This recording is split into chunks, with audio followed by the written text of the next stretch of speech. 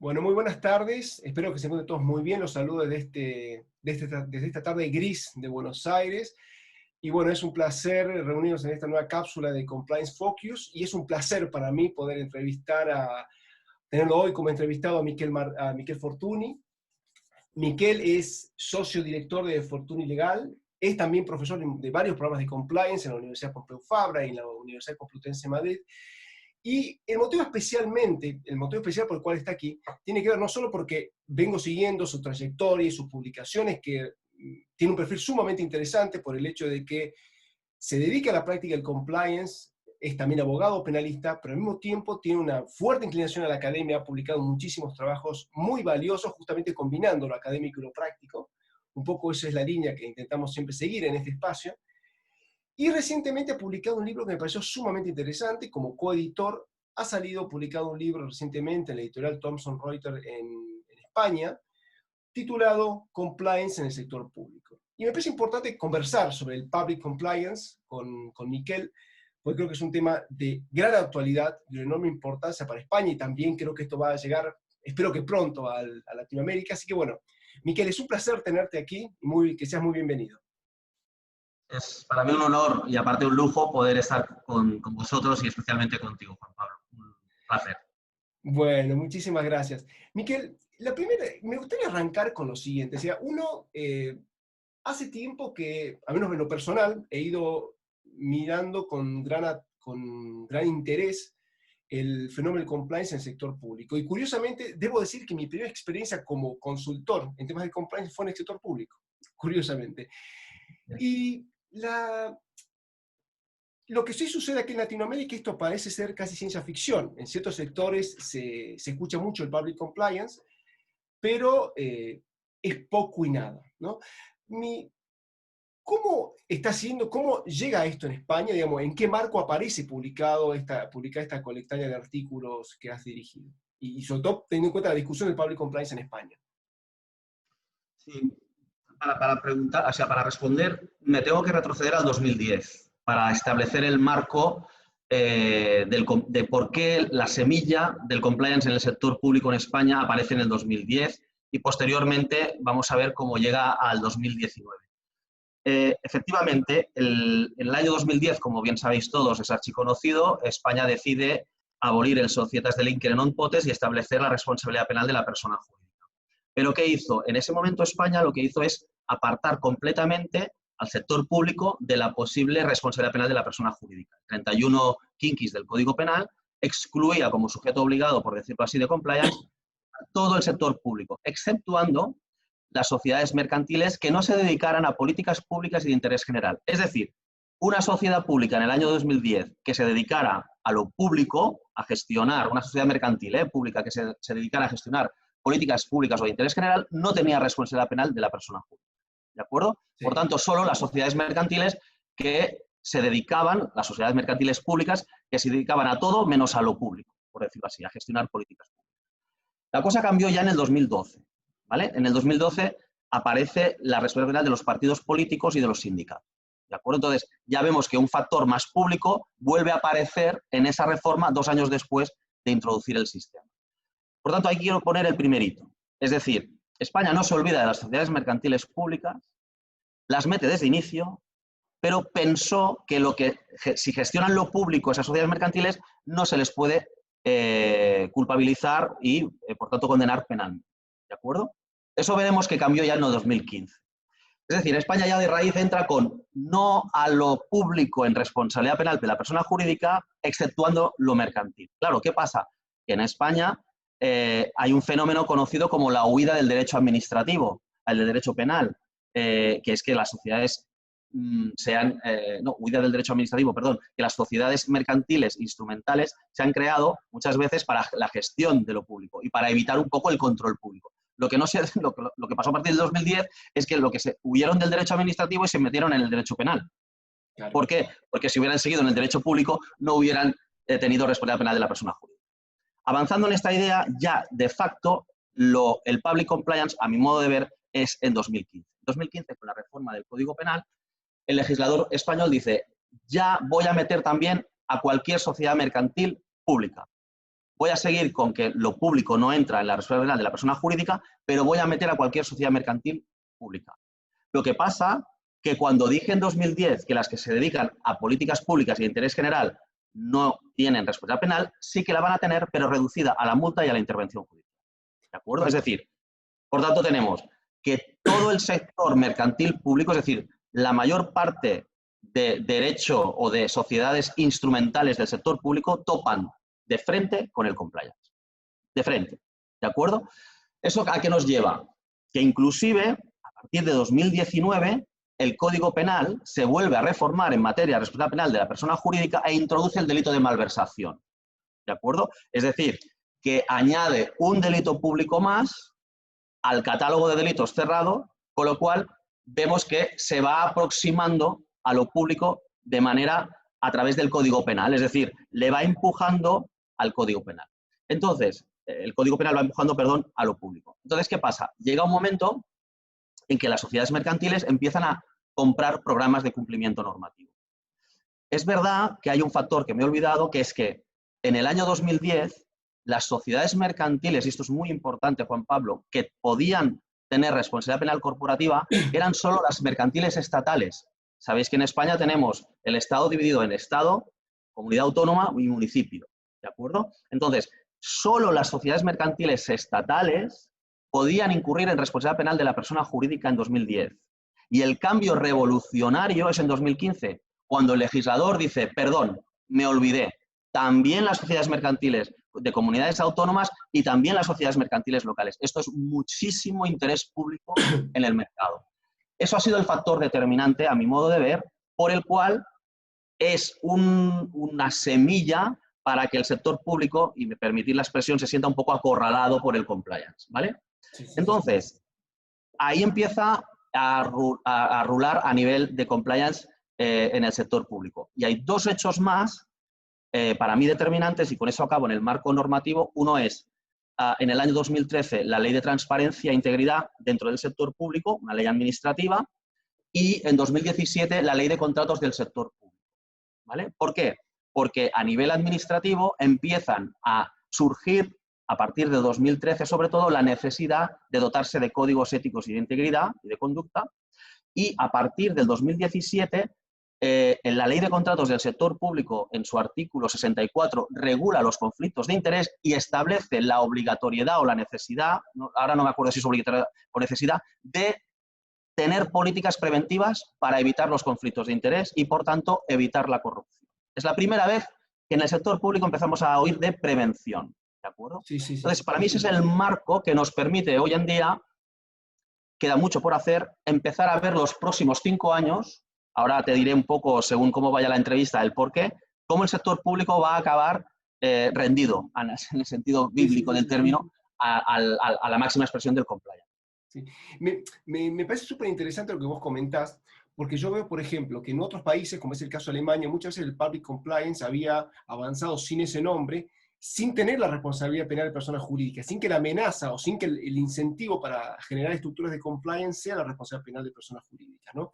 Pero retomando esa idea de que el public compliance avanzó sobre la base de la ampliación de los sujetos pasibles de responsabilidad penal, quiero, tocado a la pasada, la cuestión de los sindicatos y los partidos políticos. Me parece interesante que me explicaras un poquito cómo ha sido la evolución en España. Conozco a grandes rasgos cuál es esa evolución, pero me interesaría justamente que vos, como especialista en el tema, lo ampliaras un poquito más. Y te digo por qué, y te contextualizo la pregunta. Se da una particularidad en Argentina, sabes que tenemos la ley de responsabilidad penal de personas jurídicas por hechos de corrupción desde hace un poquito más de 2 años. Y hay una curiosidad que cuando hace el listado de los sujetos pasivos, cuáles son las personas jurídicas que pueden responder, hace una remisión al Código Civil y Comercial. Pero la gran pregunta es qué pasa con los sindicatos y los partidos políticos. Y lo curioso es que cuando eso no había hasta donde yo llego, no hay ningún documento público que aclare esta cuestión. Entre los académicos, de alguna manera, conversamos el tema y nadie sabe dónde está parado. Entonces, nos pasaba que muchas veces, cada vez que había un evento académico en el cual participaba un miembro de la Oficina Anticorrupción, que habían sido los que habían estado trabajando en el proyecto de ley y demás, íbamos todos a escuchar a ver qué nos decían, a ver si había una voz pública que nos dijera algo. Y sí se deslizó en una pregunta que hizo en un evento a una de las encargadas de esa oficina, y dijo categóricamente, los partidos políticos y los sindicatos no entran. Y esto viene de la mano de una política, de las políticas que hay en materia de lavado de activos, donde ninguno de los dos son sujetos obligados. ¿Cuáles son los motivos? Motivos jurídicos no hay. Seguramente los motivos por los cuales están fuera son motivos políticos, pero no son motivos jurídicos. Pero bueno, me interesa conocer cómo es esta situación en España respecto a los partidos políticos y sindicatos. Bueno, aquí ya he comentado que fue en 2012 con una reforma del Código Penal que se introdujo literalmente en o sea, dentro del 31 quinquis estaban los partidos políticos y los sindicatos como exentos de responsabilidad por lo público, ¿no? Por decirlo así. Y luego en el 2012 se reforma el Código Penal y desaparece desde el Código Penal la exención de los partidos políticos y de los sindicatos en cuanto a la responsabilidad penal corporativa. La Ley de Financiación de Partidos Políticos, además, a nivel administrativo, estableció la obligatoriedad de que los partidos políticos... Obligatoriedad, sabes que en España hay un debate acerca de si es obligatorio o no el compliance a nivel, digamos, que no hay una sanción por no tenerlo, ¿no? Pues los partidos políticos tienen, en ese sentido, una ley propia de financiación que establece la obligatoriedad de tener sistemas técnicos, organizativos, que gestionen la prevención de infracciones y irregularidades en su seno.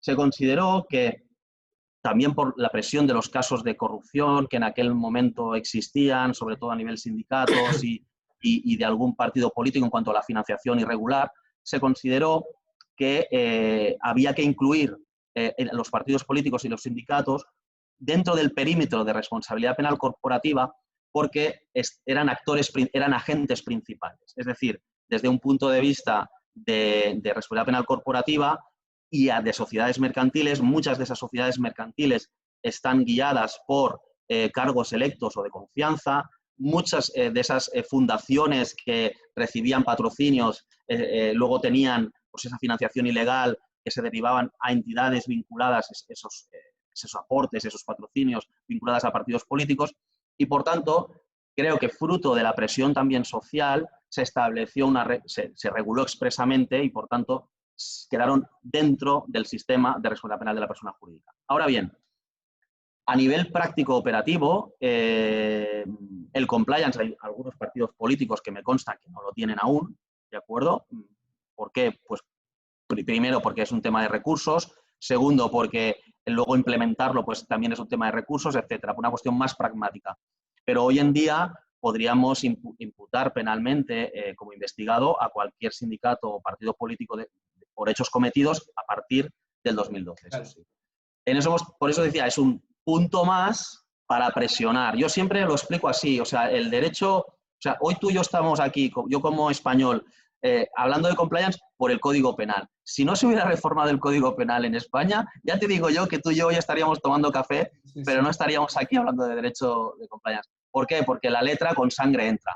Y esto es la única manera que el legislador ha intentado de alguna manera ir apretando desde el punto de vista de política criminal más allá de los debates doctrinales. Y ha intentado pues eso, ir apretando hasta que en la cultura ética y integridad pues sea no una excepción, sino sea el vehículo para gestionar una empresa. Claro. Y eso, digamos, entonces, haciendo un resumen de lo que vos me estás comentando, lo que nos encontramos que prácticamente todos los sujetos, o sea, hay un espectro muy amplio de personas jurídicas del sector público que ya están cubiertas por la responsabilidad penal de personas jurídicas. Y entiendo que imagino que las que no están cubiertas claramente son, no sé, por ejemplo, el Estado nacional, las comunidades autónomas, etcétera, etcétera, ¿sí? Pero entre esos dos extremos, ¿queda todavía algún tipo de entidad, algún tipo de entidad con personalidad jurídica independiente que quede todavía fuera de la responsabilidad penal de personas jurídicas? O sea, de naturaleza pública, lógicamente. Bueno, las empresas públicas, por ejemplo, o sea, tú sabes que en España el público se puede dividir en consorcios, en organismos institucionales, en el Estado, en organismos locales, etcétera, todo el sector público en general, pero sí que, por ejemplo, hay entidades empresariales que no son sociedades mercantiles, que son muy parecidas en cuanto a la función que realicen. Por ejemplo, la red ferroviaria, hay en partes del territorio español que están gestionadas por sociedades mercantiles públicas y en parte del territorio español que están gestionadas por entidades empresariales públicas. Estas últimas no se les aplica la responsabilidad penal corporativa. ¿De acuerdo? Es decir, hacen más o menos lo mismo de facto, la materialidad es la misma, pero porque son stricto sensu sector público, no se les aplicará esa normativa.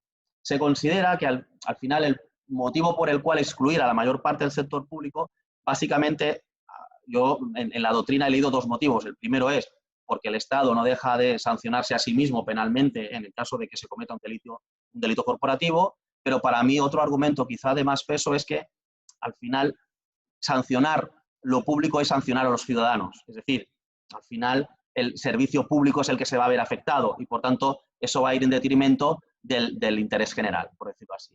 Ahora bien, cuando una... Perdón, Miquel, y ahí estás pensando Sí. básicamente en empresas que, por ejemplo, prestan servicio de luz, de limpieza o ese tipo de empresas.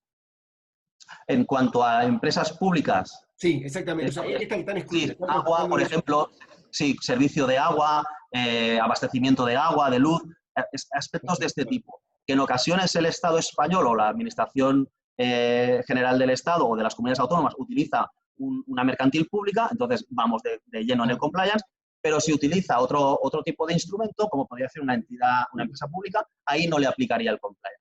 Otra cosa es, que ya es un avance más, es el conflicto entre la sinergia entre sociedades mercantiles que están gobernadas por políticos en sus órganos de gobierno.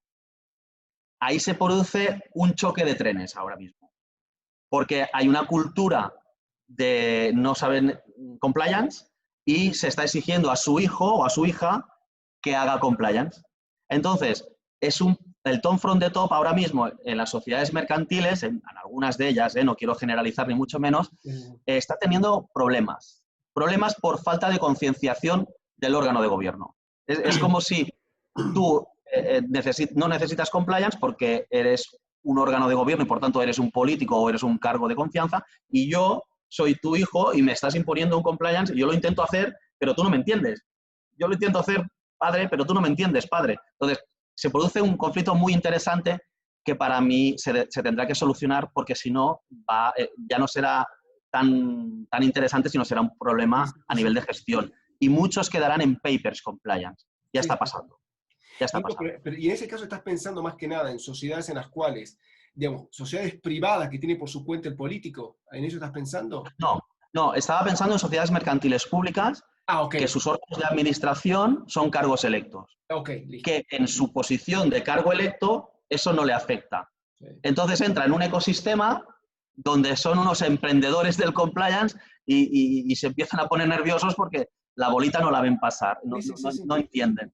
Entonces, como tampoco tienen esa cultura de compliance y son el top del top, es el órgano de gobierno, están habiendo pequeñas incoherencias en esos sistemas de compliance de sociedad mercantil pública gestionada por cargos electos o de confianza. Bueno, me parece súper interesante lo que has traído, o sea, cómo se concretiza el from the top en el ámbito del public compliance, porque me imagino que ya de por sí esto, una manifestación rigurosa en el ámbito corporativo, es difícil. Me imagino el ámbito público con una cultura muy diferente, digamos, pero bueno, ya después voy a volver sobre esto. Me parece muy buena me interesa mucho profundizar sobre esta cuestión, pero sí quiero, para no irme de la línea de lo que veníamos conversando, sí te quería preguntar respecto a este hueco que queda ahí de entidades públicas en sentido estricto que no son alcanzadas por la ley de responsabilidad penal de personas jurídicas.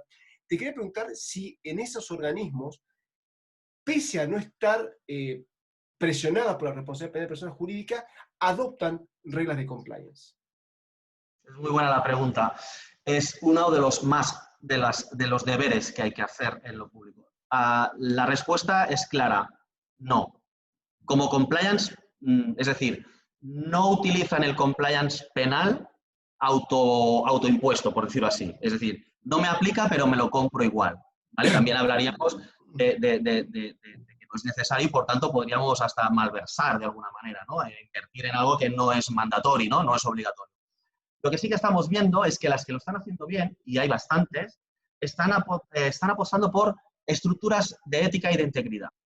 Es decir, están intentando introducir códigos de conducta y éticos ya no solo para los altos cargos, que hasta ahora era solo para los altos cargos, sino para todo el universo de miembros de la organización, y esos códigos éticos y de conducta establecen principios y prohibiciones universales para evitar, digamos, delitos más allá de su propia necesidad, de que no lo tienen que tener.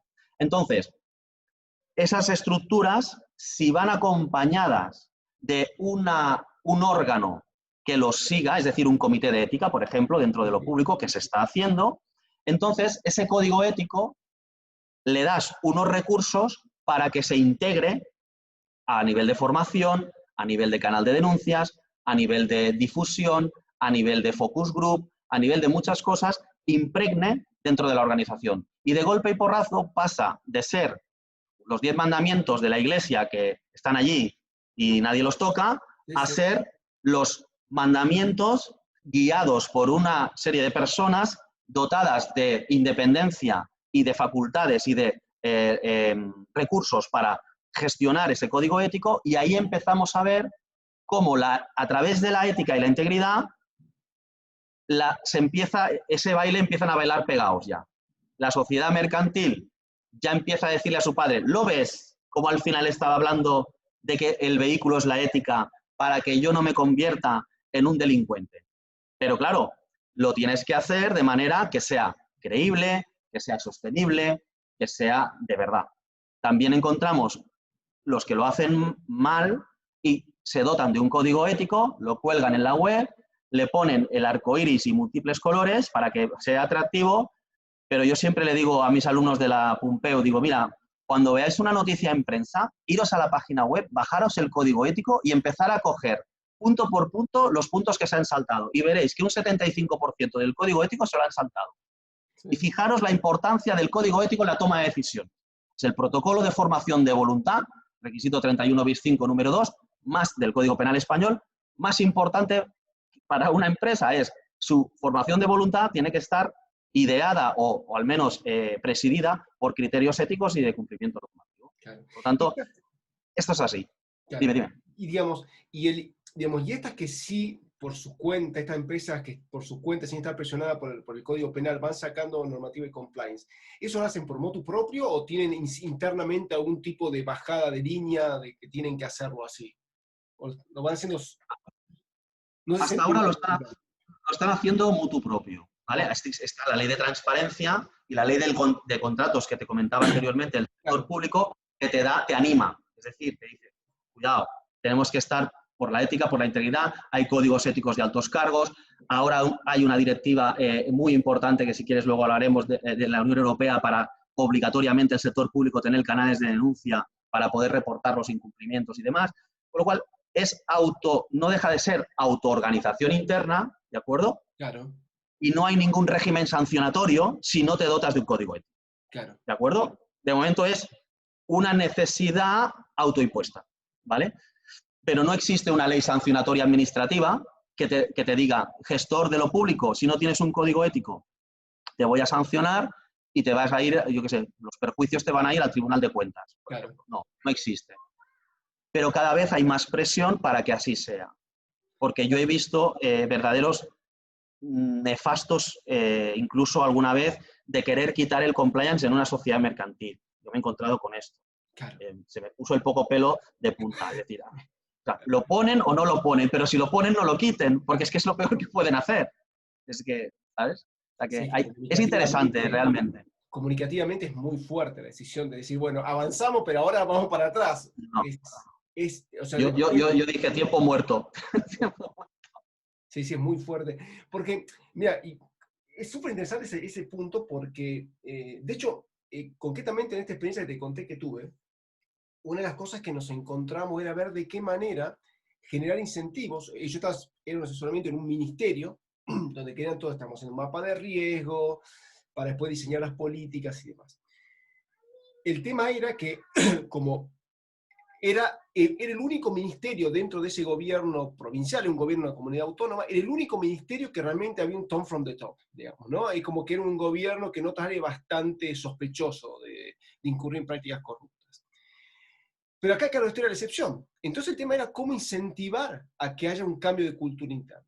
por suerte la persona, la ministra está en ese momento, una persona muy comprometida con esto y tenía, digamos, era muy reconocida también por eso internamente, incluso para algunos que no le gustaba que tiene esa característica, pero digamos, creo que era muy importante para la función de un consultor en compliance, eso, ¿no? Pero una cosa que era particular es cómo incentivar esto para que haya alguien dentro de la organización que se tomara en serio el rol de oficial de cumplimiento, digamos, de garantizar que todo el mapa de riesgo se mantenga alimentado, que funcione adecuadamente todo el sistema de información, que se apliquen como corresponde los protocolos, o sea, básicamente de mantener vivo el programa de compliance. O sea, el punto era cómo incentivarlo, porque la vía administrativa parecía poca cosa. No están agarrados por la responsabilidad penal de personas jurídicas, entonces, claro, ¿cómo diseñar esto? Y yo recuerdo que una cosa que en su momento se me había pasado por la cabeza y que estaba trabajando esa línea, después no quedó en la nada, pero creo que va en línea un poco con, bueno, no va en, o sea, no va en línea con lo que planteas, pero creo que es una alternativa, que es porque lo que va a pasar es que a lo mejor acabe siendo responsable a relajar de alguna manera las reglas de imputación y que acaben siendo las cabezas que puedan responder de esto, ya sea el oficial de cumplimiento público o bien el ministro o la alta gerencia o la alta dirección del ministerio, porque en un punto tenés que generar incentivos, porque si esto queda en la propia voluntad de los organismos públicos, es más factible que esto quede en la nada. Aquí el acicate, aparte del liderazgo, hay organizaciones donde hay liderazgo y ético, organizaciones públicas que no están sujetas a responsabilidad penal corporativa, hay liderazgo ético y dota de una si la dotamos de recursos y de independencia, muy probablemente funcionará. Porque lo más importante, a mi modo de ver, y lo que me encuentro en la experiencia práctica, es que nadie se ocupa de formar y concienciar a la gente en compliance o en ética. Es decir, muchos de los funcionarios públicos son magníficos, la mayor parte de ellos funcionarios públicos y profesionales, pero no son conscientes muchas veces de incurrir en irregularidades motivada por una falta de formación o una falta de conocimiento de delitos contra la administración pública, por ejemplo, o de infracciones normativas. Entonces, aquí en España, en la comunidad autónoma donde yo resido, que es Cataluña, está apareciendo, y también en la valenciana, las oficinas antifraude con mucha potencia. ¿Vale? ¿Qué está pasando? Se ha dotado en el ámbito de la contratación pública las oficinas antifraude de competencias investigadoras. Entonces, ¿qué han hecho? Tienen si detectan que es penal, lo tienen que remitir a Fiscalía. Pero si es una infracción administrativa, pueden llegar a tomar medidas correctivas contra el ente y las personas del ente que han generado esa situación. Estas oficinas se han dotado de canales de denuncia anónimo. Está incrementándose de manera exponencial el número de denuncias anónimas recibidas por incumplimientos de la normativa en los entes públicos, no sujetos a responsabilidad penal corporativa. De manera que está empezando a haber una especie de psicosis y ese empujoncito otra vez más, esa presión otra vez más, está ayudando a que cada vez veas más organismos públicos no sujetos obligados de compliance que están tomando iniciativa en la ética. ¿De acuerdo? Y yo pienso que uno de los pasos definitivos va a ser que a partir del 2021 la directiva tiene que transponerse, la directiva 1937/2019 de 23 de octubre de la Unión Europea, establece la obligatoriedad de canales de denuncia a todo el sector público para poder reportar incumplimientos de infracciones del interés general, corrupción, medio ambiente, competencia. Esto va a ser, en mi modesta opinión, la llave de paso de abrir el agua. Sí, totalmente. Todos van a tener un motivo para dejar de no hacerlo. ¿Por qué? Porque la gente va a denunciar anónimamente, Juan Pablo. La gente no va a denunciar dándose a conocer. Pero la gente, si tú le das un buen sistema de denuncia a nivel, digamos, lógico, de seguridad lógica, anónimo y demás, la gente va a denunciar, ya verás. También hay algunas espurias de denuncias y por motivos caprichosos, ¿no? Pero para mí, tanto la oficina antifraude como lo que va a venir, fíjate que cada vez en la habitación el sector público va quedando más presionada, de manera que no va a haber otra opción que establecer medidas de integridad y de ética. Eso es así. Y en esta recomendación, Marco, hay, digamos, de acuerdo a los criterios que se establecen ahí, ¿varía mucho de lo que uno conoce en canales de denuncia tradicional en el mundo corporativo? ¿Hay alguna particularidad o es tal cual se regula en el mundo corporativo? Bueno, es bastante tal cual, hay unos matices interesantes. Primero, aquí le queremos, aquí quiero decir en la zona euro, le queremos llamar alertadores. Es decir, lo primero es que el alertador no es un denunciante. El alertador es un pitado de silbato, como siempre Sí, hemos sí, sí, dicho, sí. pitado de silbato, y desaparece de la ecuación. ¿Vale? De acuerdo, se intenta que no sea represaliado y, por tanto, se intenta que sea el que pita el silbato, pero ya no tiene que sustentar la denuncia en tribunales, sino que da la alarma y eso se investiga. La directiva lo que pretende es evitar las represalias a los denunciantes o alertadores, represalias laborales y represalias si esto va a tribunales, etc. Entonces, se faculta a los estados para que decidan si lo quieren hacer, si obligan a que los canales sean anónimos. Okay. Sí que obliga a la directiva a que sean absolutamente confidenciales, con sanciones importantes por la rotura de la confidencialidad. Pero deja que los estados sean los que decidan si quieren que se imponga la obligación de ser anónimo. En España, el artículo 24 de la Ley Orgánica de Protección de Datos estipula que los canales de denuncia podrán ser anónimos. Por tanto, esa directiva, en conclusión, obliga a todo el sector público a tener canales de denuncia, a las empresas de más de 50 trabajadores también, de la zona euro, ¿vale? De toda la zona europea. Luego, obliga a adoptar medidas de confidencialidad para no revelar la identidad del denunciante y obliga a adoptar, a evitar o a prohibir, perdona, las represalias a todo aquel que haga denuncias de buena fe y por motivos razonables. ¿De acuerdo? No les obliga a aportar un principio de prueba, no le obliga. Okay. Y a lo que obliga más es pues, a garantizar que sean hechas denuncias de buena fe y que sean por delitos o irregularidades, infracciones contra el interés general. Entiendo. ¿Y dice algo en relación a los incentivos? ¿A la posibilidad de ofrecer incentivos a los denunciantes o no dice nada al No, respecto? no. Okay. Aquí no hay el reward, no hay incentivo. Aquí se está muy preocupado por que esta ley se transponga, esta directiva, perdón, se transponga rápidamente, que la clase política no la dilate en los pasillos y que salga rápido, porque el problema del alertador es la represalia laboral y la represalia judicial. Por eso en España se están viendo incrementadas las denuncias anónimas de manera exponencial. Claro, claro, claro. Súper Y interesante. eso, para mí, en un compliance, uno de los mecanismos más potentes es el canal de denuncia. Sí, sí, sí. Porque llega donde no llega la auditoría. Sí, está claro. Está claro. Bueno, Miquel, mira, para ir cerrando un poco la entrevista, me gustaría que de lo que han ido viendo el estudio de tu trabajo, y me pareció súper interesante lo que apareció en una parte de tu entrevista vinculada al Tom from the Top, ¿no? Es decir, en tu experiencia ya como asesor corporativo, digamos, de empresas, y ahora metiéndote en el mundo del compliance público, ¿qué particularidades tiene el Tom from the Top en el mundo público, en comparación con el corporativo? No te creas que tienen tantas diferencias. Es decir, el mundo privado corporativo tiene un premio, que es la exención de responsabilidad. ¿Vale? Por tanto, es importante, ¿no? Decir, bueno, al final me voy a poner el hábito del monje, del Tom from the Top, porque esto me interesa, porque al final lo que está en juego es la sostenibilidad de mi negocio y, entre otras cosas, también mi propia responsabilidad penal o incluso civil, ¿no? Dependiendo del hecho.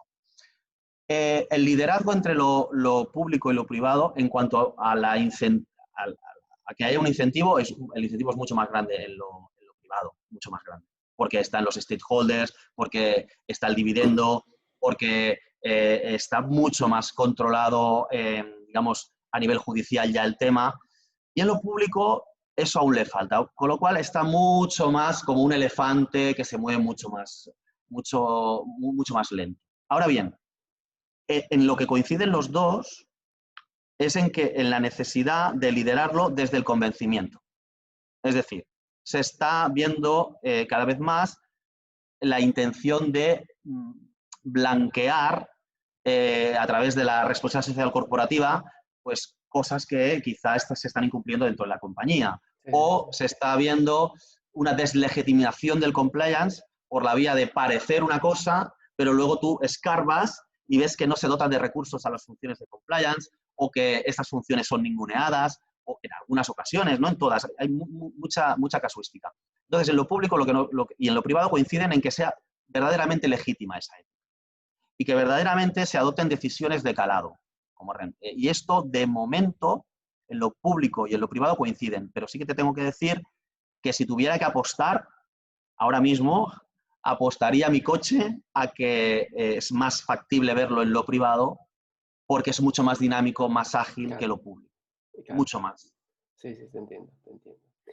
Bueno, Miquel, ha sido la verdad un placer tenerte aquí. O sea, tengo aquí una lista de preguntas, bueno, que podríamos estar 2 horas conversando tranquilamente, pero bueno, ya excede el tiempo de estas entrevistas, pero bueno, me encantó. Bueno, no descarto que tengamos un próximo encuentro sobre el tema para seguir profundizando, porque concretamente me interesa mucho ver de qué manera otras instituciones, no solo los canales de denuncia o el Tom from the Top, se ven reflejados en el sector público, que imagino que, bueno, con las investigaciones internas incluso, no se ven reflejadas de alguna manera en el sector público, pero bueno, por hoy llegaremos hasta aquí en todo caso.